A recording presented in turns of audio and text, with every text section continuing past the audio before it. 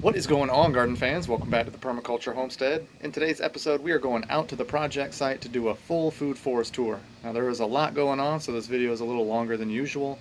However, you are going to see fruit trees fruiting, nut trees putting on nuts. You're going to see wildlife. We got baby birds living out there and some of our gummy berries. So there's really a lot of instructive and interesting things to see at this time of year. So, please, if you're not already, hit that subscribe button. Tap the notification bell and give this video a thumbs up before it even starts. We appreciate y'all. Thanks for your support. Come on back and enjoy the journey.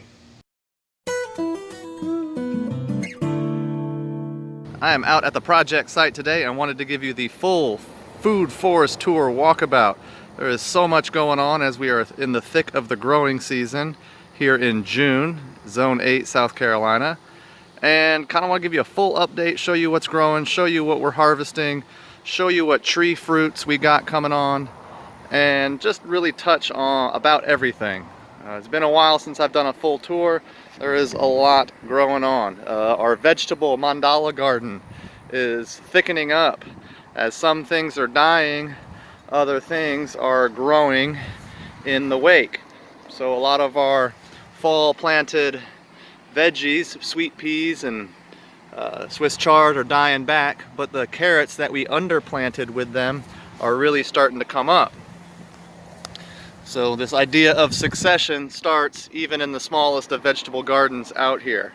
Some of the summer veggies we're harvesting and growing. Green beans, lots of green beans around here. In fact, this is a whole pile of green beans. It's overplanted with some sunflower. There's lots of zucchini. Lots of zucchini and squash out here. Tomatoes are caged up and coming on. Big, thick tomatoes. No pest control's done out here. We try to let Mother Nature do what she does best. We try to foster, bringing in the good bugs. We plant a lot of beneficial plants that the beneficial bugs like. Here is peppers. We got peppers coming on too. Bell peppers and jalapeno peppers are coming on. So we've just got like this veritable food forest underplanted and mixed with all types of veggies. Cucumber also growing here. So tomato, you could call it the overstory. And then we got climbers and viners like squash and cucumber growing underneath them. A lot of the radishes that were planted here again in the fall and the early spring are going to flower. Our Mediterranean herbs are going to flower. Mint flowering, bringing in all types of pollinators and other beneficial insects.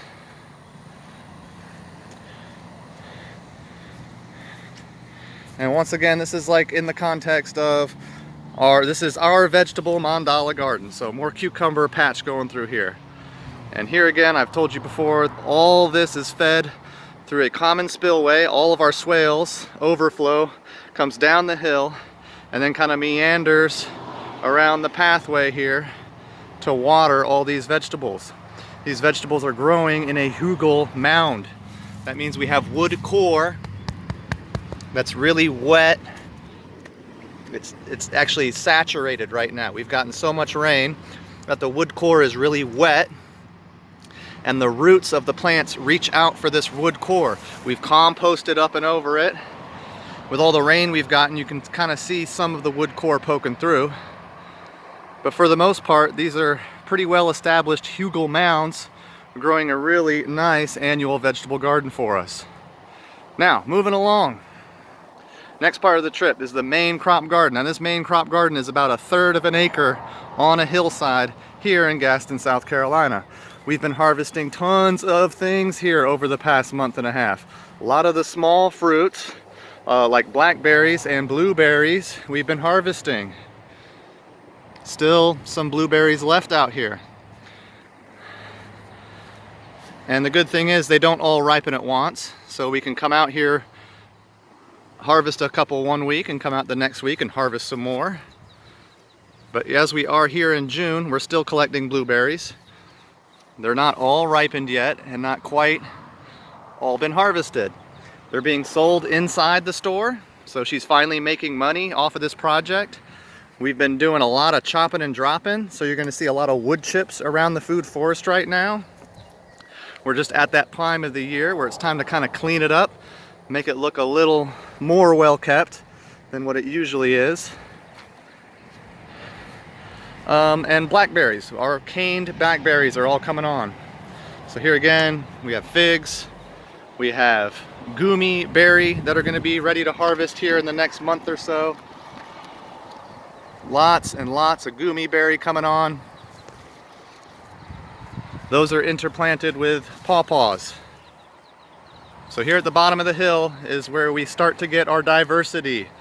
In one small area we have pawpaw, we have gummy berry, and we have figs. Figs are growing on our swale mounds. We have nitrogen fixation on the downhill side, and then pawpaw is getting a little bit of shade, which is something they enjoy in the first part of their life anyway. Figs, on our more established figs, are starting to put on. Here again, we've had a good amount of water, so those are pretty well established and fruiting. And we've got some newer figs. These were planted this year, looking like they're struggling a bit. However, after the wood chip and the chop and drop and the watering we've done, I'm pretty sure that they're going to come back. And eventually this entire swale mound will have a large pile of figs growing on it, and we'll continue to chop and drop the nitrogen fixing gummy berry until they're a small shrub.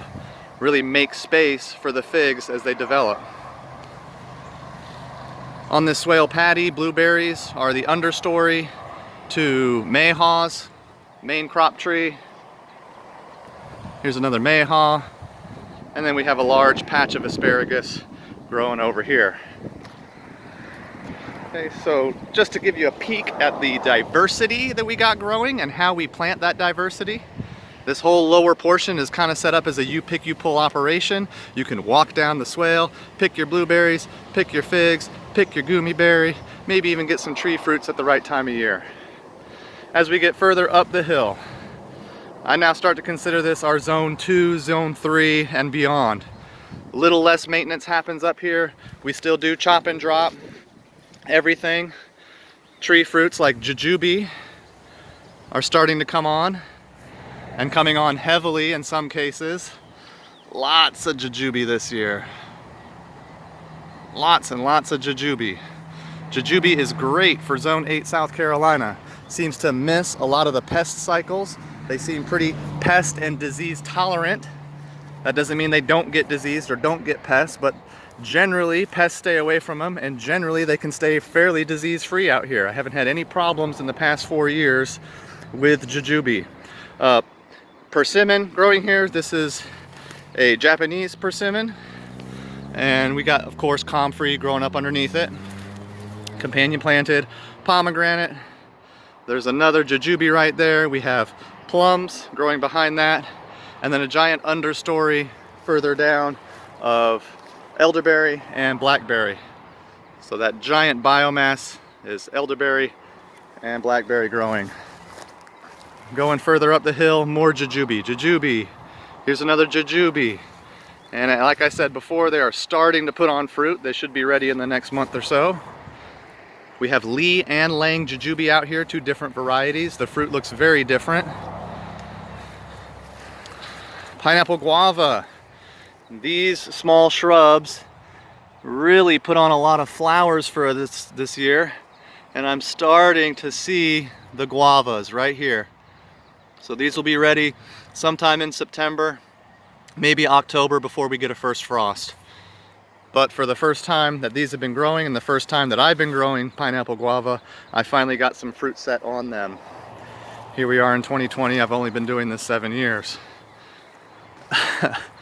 Moving along, here we go, the next swale mound up. Let me move up because this is where we got a lot more things growing on. Still, we've got a lot of the Mediterranean things growing, so pomegranate is growing, more jujube, but I've interspersed some nut trees at this top swale. And the nuts we have growing are hazelberts. These are hazelnuts crossed with filberts. So they're still putting on catkins, believe it or not. This is amazing to me because they have catkinned once and have started producing. And here they are putting on more catkins and probably going to produce more for us here by fall. So we've already got this small bumper crop of hazelnuts that have come on, and they're already wanting to catkin up and produce more hazelnuts. So hazelberts, filberts crossed with hazelnuts. We got 2 of them here looking really good, and there are another 2 of them over here. Same story. They have already catkinned once and are put on a bumper crop from the spring. Probably time to harvest some of these if they're ready to actually produce more. We have an American persimmon growing here.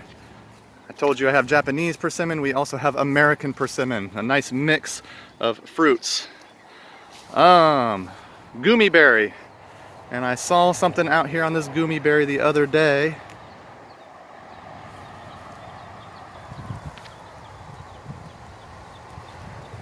You see it?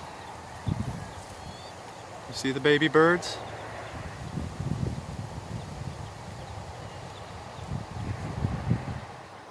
Poking their little mouth out, waiting for mama to come home. There's a pile of baby birds in there. I'm gonna leave them be. I'm gonna wait for them to kind of mature up before I chop and drop this tree, but it's also producing fruit for us. That should be very nice for that family of birds to live in a tree that's producing food for them. This nitrogen fixing shrub is a companion to a big Chinese chestnut. Chinese chestnut is looking great. It did catkin for us about a month or so ago, which means I'm looking for some fruit. Here we go. So here we're starting to get the spiky Chinese chestnut balls growing. And these will enlarge and thicken up, and by September they should be ready to harvest. We have 2 of these out in the landscape just for cross-pollination.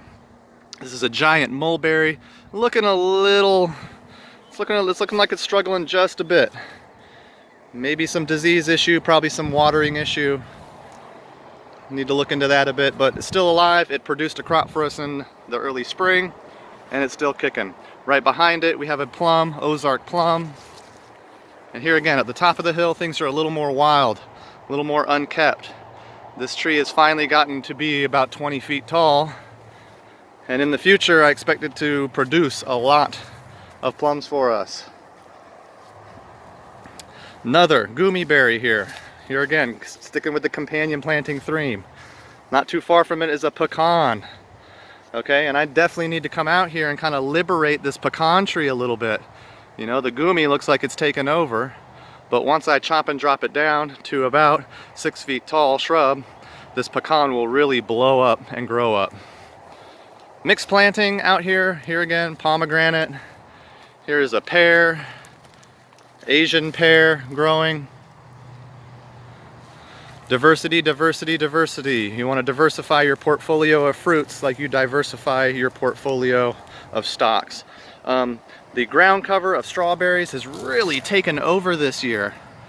I'm happy for that. These alpine strawberries continue to produce throughout the year. I thought we were just going to get a fall crop or a spring crop, but here they are into June, still flowering and still producing for us. So I come out here and kind of snack on these as I'm working in the food forest. There's an elderberry hedge growing on our swale mound here. Let me kind of duck down and just show you. There's a swale mound right here, and elderberry are growing on it, trying to solidify that as an element here in the landscape. The elderberry are obviously coming on. Here again, if I was a bird, this would be a great place to live with how much fruit is growing around. And we don't prevent any of the birds from picking at this stuff. We just try to be as quick as we can to it. We're trying to overgrow nature, work with nature, not against it. Here are some of the thornless blackberries I was telling you about that are still coming on, and we're still harvesting. So we've got nuts, we've got berries, we got tree fruits coming on, and we are in June, and you are seeing this place at its most productive right now. And believe it or not, this food forest is still a virgin. It is still very young. It still has a lot of life left in it. And really 3 years on, it's kind of new. In the next couple of years, I expect this place to really be huge and producing a lot more fruit. Already we're starting to make money, which is a giant positive.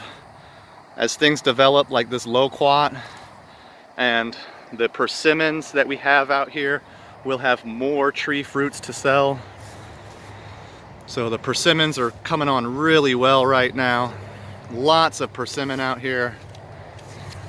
Once again, American and Japanese, both persimmon. So those are gonna look ready by fall. I really appreciate y'all watching today, garden fans. If you could, please give this video a thumbs up. That's what really helps us out, helps boost us into the YouTube algorithm. If you got any comments or questions about permaculture or this farm in general, please just leave a comment below. We're really coming into some summer abundance, and there's going to be a lot more abundance as this place continues to develop over the years. So please like, please share this video, and please subscribe to see more. Thanks for watching. God bless.